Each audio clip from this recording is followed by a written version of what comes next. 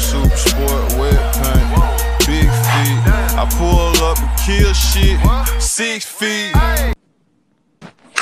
What's up, bro? Yep. What's good, Rachel? What's up with it? Y'all can hear me? Yeah, we can hear you good. What's up with it, bro? How you feeling? You feeling rich in spirit? Man, my spirit feel rich as hell, man. How about y'all? No, we good. Chilling, man. We're feeling rich in spirit out here too. Yeah, you can see me? Yeah. All right, bet. So, 6 feet going deep? Yeah, you already know Rich. I'm Quan, the homie, the only one. If you don't have Rich in Spirit, go get it now on all platforms. You feel me?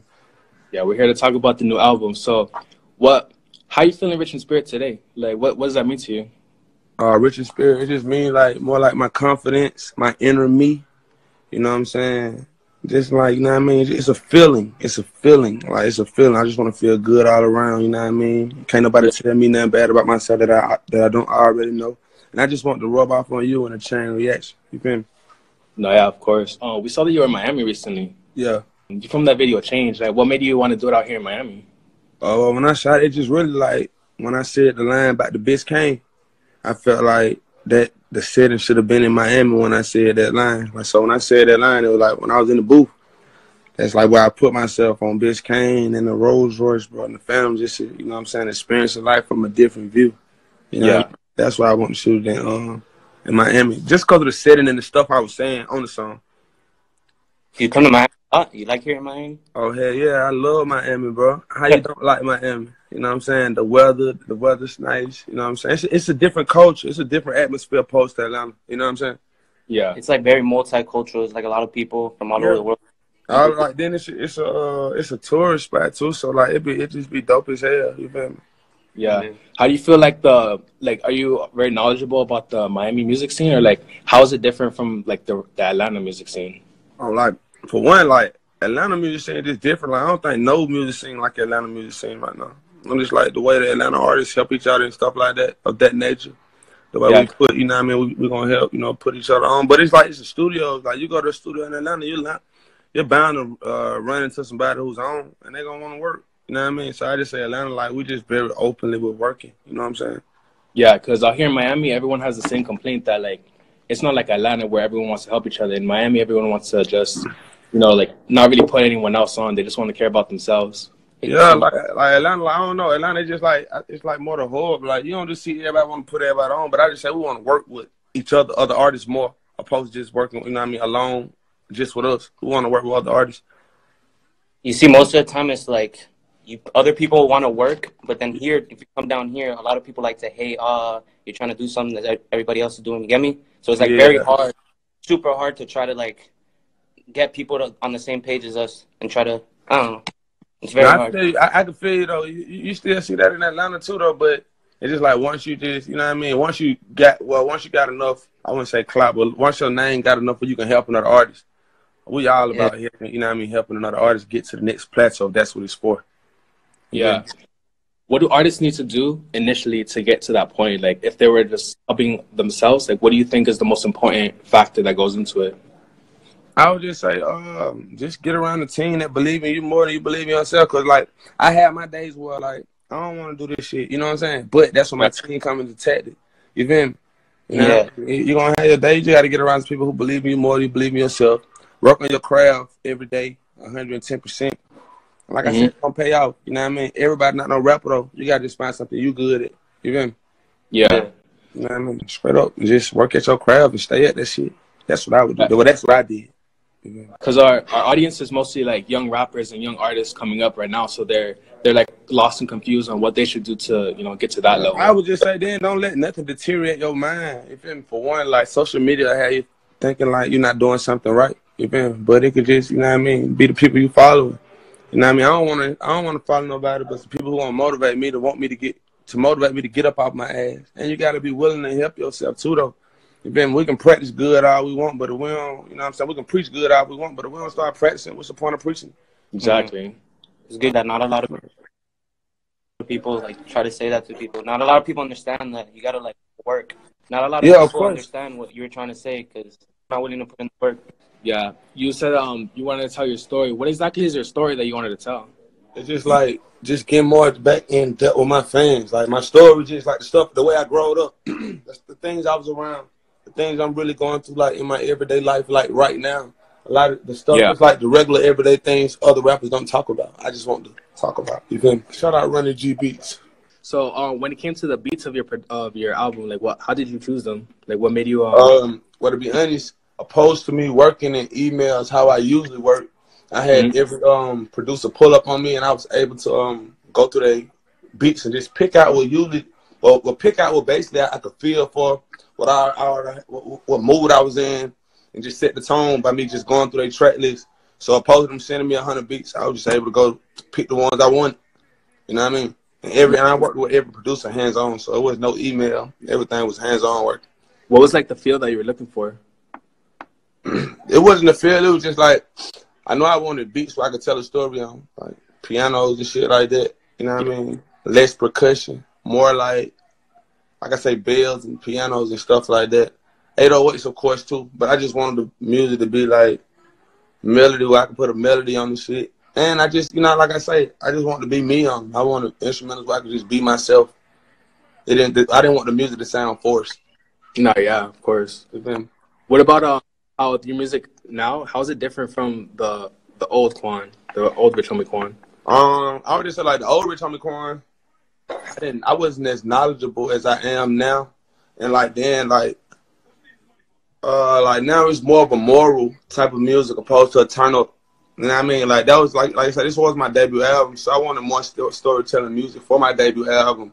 You know what I mean? Like, what's the difference between this and the other Quan? Nothing really. I'm just older. You feel me? I'm still having fun doing what I love to do. I'm just older, bro. I'm older on a bigger platform, and I'm touching more people. So I just want to make sure I just cross my T's the correct way and dot my I's. You know what I mean? Yeah, of course. I've always been waiting for a new Quan to come out, but there was like a time where I didn't really hear too much coming out from you. Like where what was with the hiatus? Well, at that time, actually, I was going through a litigation with my former label, and at that time, I really couldn't put out no music, bro. But at that time, like I didn't want that to like deteriorate my mind and nothing like that, because I still had to be focused. You know what I mean? So I still stayed in the studio. I was still doing shows every week. It was just a hard space too, being that you can't drop any music. When you see everybody, your peers and stuff dropping music, then you can't drop music. So it'll mess with you mentally. But I just saw my bigger picture. I just knew like if I was given another chance to drop music, I know when I dropped it, I was gonna make it my all. You feel me? Yeah. I was giving my all. What about at the shows? Were you still doing a lot of shows in between then? Yeah, I was still doing shows like every weekend and stuff. You feel me? I was still doing shows like every weekend. But like you say, it's kind of hard because you still doing them on old songs, so your mind ain't really there. You feel me? Yeah. Like, I was doing them, but it was almost like I was just numb doing them. I wasn't feeling them like how I feel now. You know what I'm saying? Yeah, because your mind's in a different place. Yeah, your mind in a different space. So my mind just wasn't on music. It was on so much other stuff. If I still want to do this, you know what I mean? Yeah. So many different places. Yeah, of course. So what is a Rich Homie Quan concert like? Oh man, a Rich Homie Quan concert consists of a lot of Hennessy, a lot of cognac. You know what I mean? A lot of cognac. You know what I mean? Now a lot of girls, but I can't even just say a lot of girls. I can just tell you what you can expect from a Rich Homie concert. You can just expect me being myself. Like I say, me telling my story in a time frame I'm given to tell my story. Me having fun, very energetic. You know, me bringing people on the stage. You know what I mean? It depends on where I'm at, what I'm going to do, but I definitely be into it because I'm definitely trying to sell myself. Yeah, of course. So behind the album, what artists were you listening to? Were you only listening to yourself, or were you listening to other artists to help influence? To be honest, like, I don't really hardly never listen to other artists. And I ain't trying to be biased in them, but I just don't, because it's always something I can hear that I can work on as far as myself. You know what I'm saying? I'm my worstest critic. You know what I mean?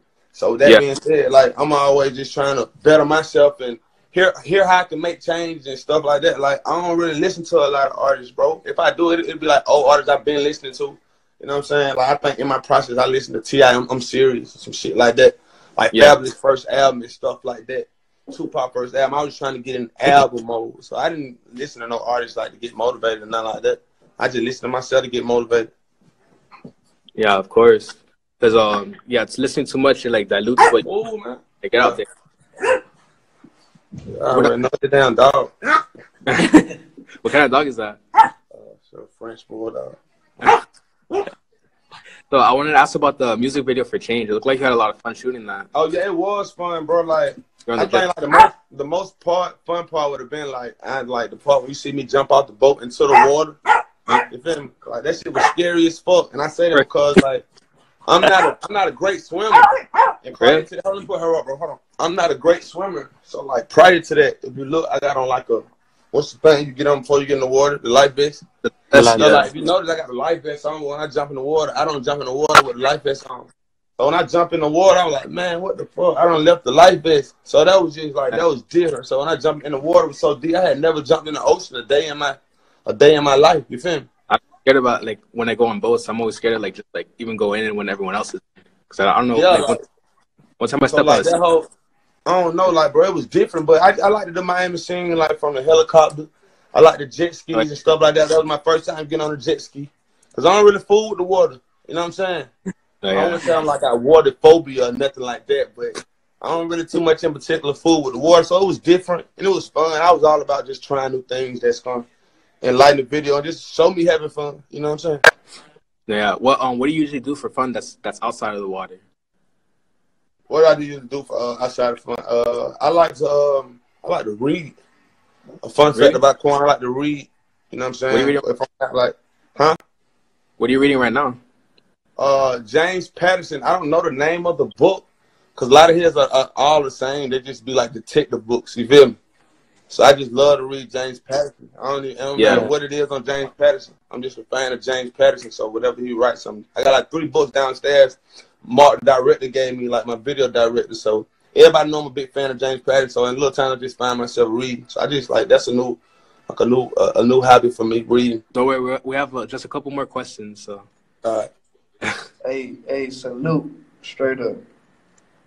From the MIA, I see that true or false. That shit was hilarious with your pops, bro. Oh yeah, thank you, bro. It's funny, though. Thank you, man. So, Rich, homie, I was wondering, when did you feel like you actually made it? You said when did I feel like I actually made it? Yeah. Like, what was that point where you feel like, down? I'm Rich. I would say when my nigga went platinum. That's probably when I felt it because my nigga went platinum before some type of way went gold. So when that went platinum, that's really when I got out my mama's house and shit. Because when I was made some type of way, I was still living with my moms. Oh, really? Even when I made my nigga, I was still living with my mom. But like by the time it came out, I guess like it just took out so fast. So when I moved out my mama's house, bro, I would just say like, I felt like I made it. You know what I mean? Even when I was living with her, when I made type of way, I was still getting money, but I guess I didn't feel like I made it because I was still living with my mom. You know what I mean? Do you still feel like you're going in? Hell yeah, I still feel like I'm going in. I mean, I don't think I ever stopped. Well, the day I retired, I guess that's the day I feel like I stopped going in. But as long as I'm like putting out music, bro, telling my story, I'm always think I'm going in.